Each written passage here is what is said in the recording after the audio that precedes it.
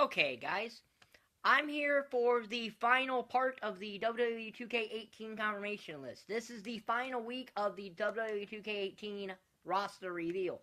Now, there are some other people that are going to be characters that I'll get into with my full actual roster review, which will be uploaded either tomorrow or Friday. I've done that every year. I've given my thoughts of the actual roster. I will say that even that, not counting the duplicates of people that should not be here, but counting the ones I think are legitimate different characters, the default roster is 179. Now, if you add some other ones to it, it gets that to 190 thing that they were talking about. So it is legitimately the biggest roster, even if you take away half of the other duplicates, because there's only like 4 I actually think should actually justify having that secondary slot, but I'll get into that with my actual full roster review when I get my actual thoughts of the roster. So, here were the final 47 superstars revealed for W2K18, at least for the actual reveal part of it. We have Aiden English, Alicia Fox, or as Noam Dar would say, Alicia Fox, Batista, who is in the Scene Enough or the Deluxe Edition, Big E, Billy Kay, Bo Dallas, Booker T, Brian Kendrick, making his return to WWE games for the first time since, I believe, SmackDown vs. Raw 2010, Christian, Charlotte Flair, Kurt Hawkins, Curtis Axel, Kurt Hawkins making his return to WWE games and only his second WWE video game appearance. His first one was all the way back into SmackDown vs. Raw 2009. Yeah, nearly 10 years ago. Darren Young, Enzo Amore, Epico Cologne, Fandango, Goldust, who I actually thought was already revealed, but Grand Metalik. I thought he'd be DLC. I didn't see him making the default roster. But then again, he was the runner-up to the Cruiserweight Classic, him and TJ Perkins, I guess being the 2 finalists in that, even though they shouldn't have been, probably gave Grand Metalik a little bit of clout to get him into the default roster.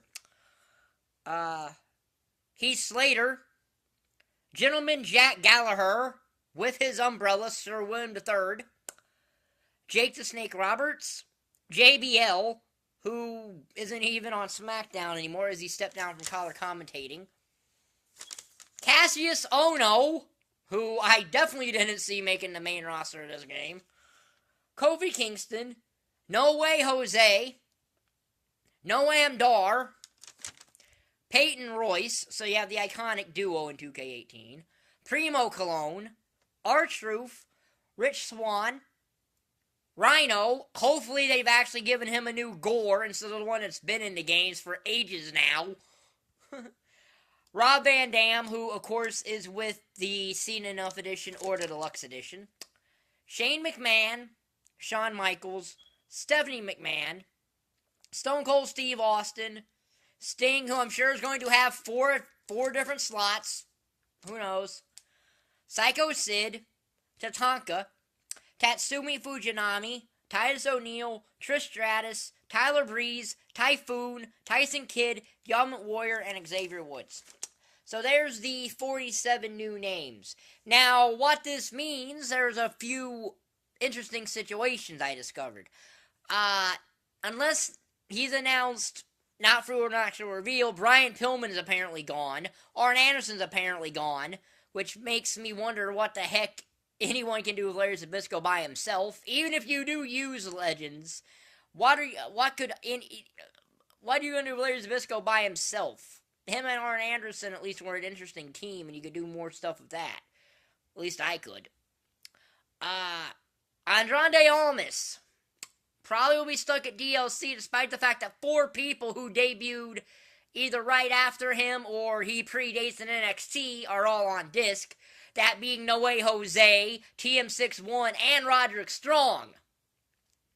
So, they're all on the main game, and Andrade Almas isn't. And I know Andrade Almas has been in NXT since at least last May. Because he debuted at TakeOver the beginning of the end. I believe. So it's kind of weird about that. Wasn't expecting Drew McIntyre to be on disc. I wasn't expecting the Hardys to be on disc either. Because what everyone, I think, seemed to forget about the Hardys is they were not under WWE contract till the day of WrestleMania. And even then, they didn't even get to WrestleMania till like 6 o'clock in the evening. And it was during the Cruiserweight Championship match that they got there. So 2K would not have any time to get them onto the main roster. Because they were in TNA for the majority of game development. They didn't leave TNA until February. They left TNA at the same time McIntyre, Mike, and Maria Kanellis did. They all left TNA at the exact same time. So, I was not expecting the Hardys at all to be anywhere near the main game. No, now I expect them to be DLC, obviously, because you have to have something that's going to sell the DLC. You need some people to sell it. Because the rest of the DLC, I don't know if that really is a selling point. But I'll get into that when I review my actual roster thought.